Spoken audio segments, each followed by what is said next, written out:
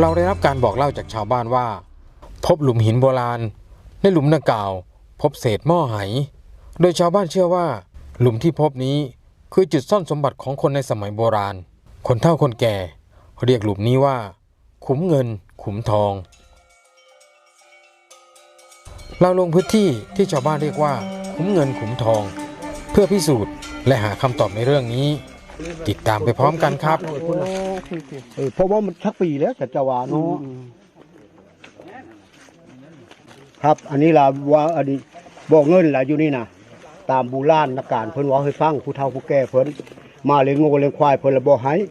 ไปเอาแม่เขาเอาแล้วได้เงินหันฉันนะแล้วมาเบิ่งก็เห็นเท่าเศษมันเขาทับบ่ละให้นะอยู่จุดนี้เขาเคยเห็นไหโบราณบ่ครับเห็นอยู่แต่เห็นแต่กระเบื้องมันที่เขาทับเป็นกระบิ้งแล้วนะ